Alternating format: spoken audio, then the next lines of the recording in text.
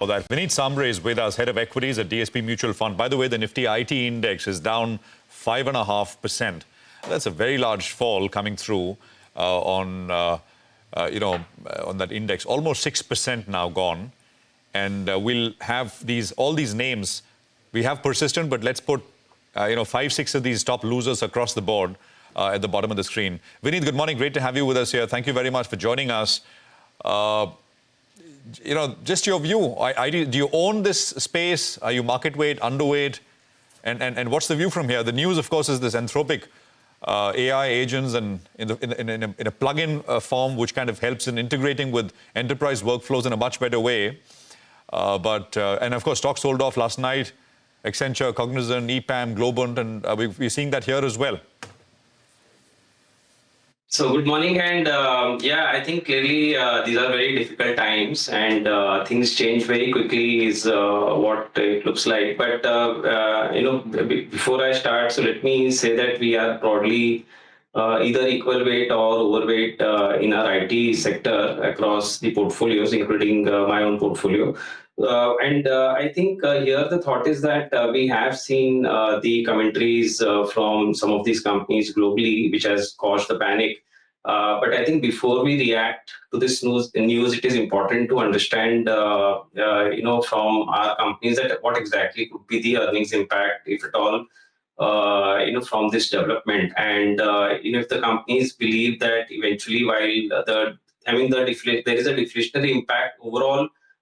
Because of the AI is very well known, but also in terms of the quantum of volumes of work which can grow because of the modernization of applications eventually, which has to happen, and how is that going to help our company? So maybe I'm biased because of the ownership, but I think it is important to get deeper into the analytics to understand how exactly the earnings are going to be impacted for the companies out here.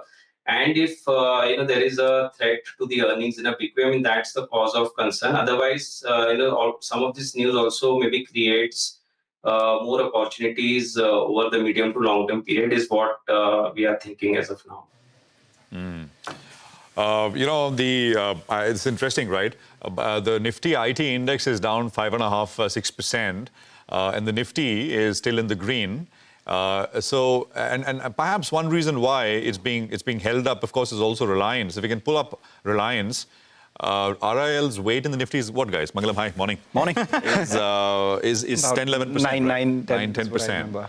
So, and that's up 1%. And the Nifty IT stocks weight in the Nifty index is about 11%. Yeah. So it's outweighing each other. In fact, it's playing off. Let's just actually look at the what's moving the Nifty. I think that'll give you a sense of why, with that kind of a fall, the index is actually flat, but actually higher a little bit. And I think it is a reliance to a large degree. We'll do that. We need so markets though from here. How does the view change after the India-US deal? Sentiment is a little more upbeat. There's been no walk back, no slips in the last 24 hours from what was announced initially.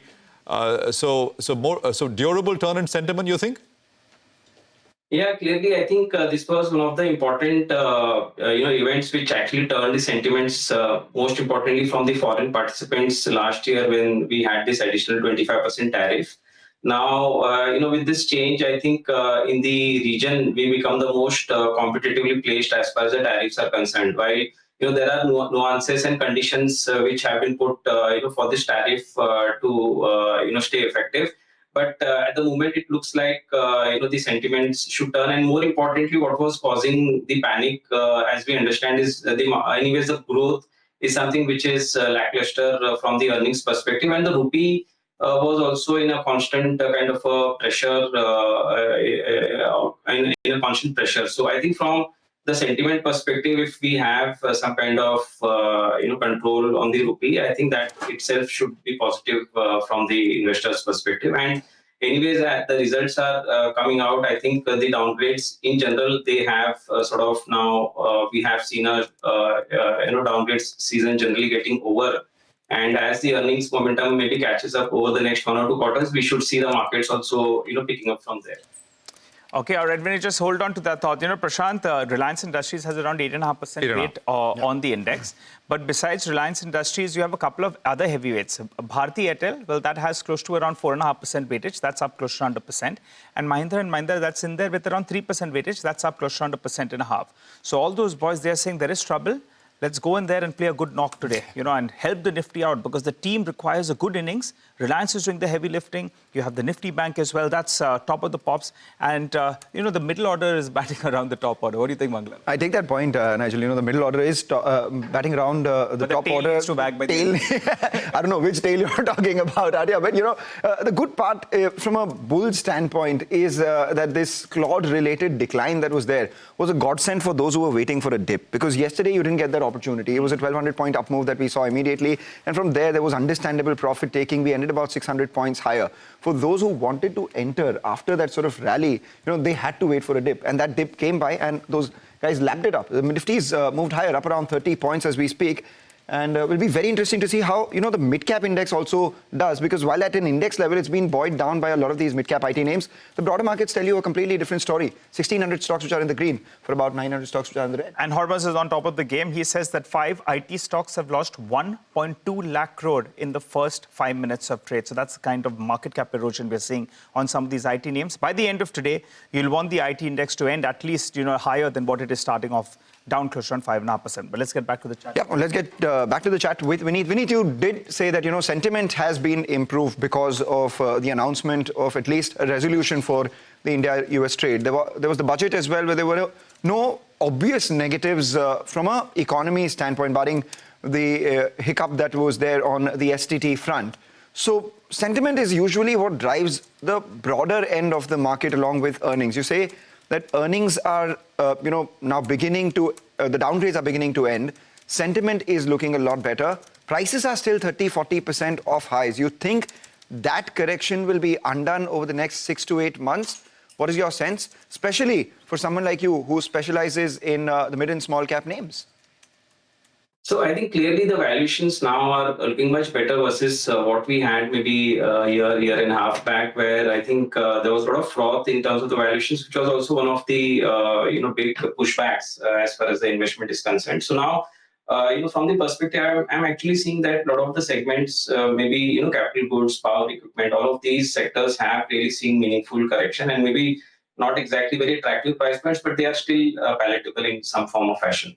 And now what is lacking is maybe a clear, signal of earnings directionally moving up. I think if that also, comes across, then I think we'll have the market's momentum again picking up. So my thought is that the valuations look pretty okay versus what it was maybe a year back. And in terms of the budget also, a big amount of change has been done outside the budget last year with the GST, income tax, interest rate. I mean, all those should sort of feed into the growth momentum eventually is my thought.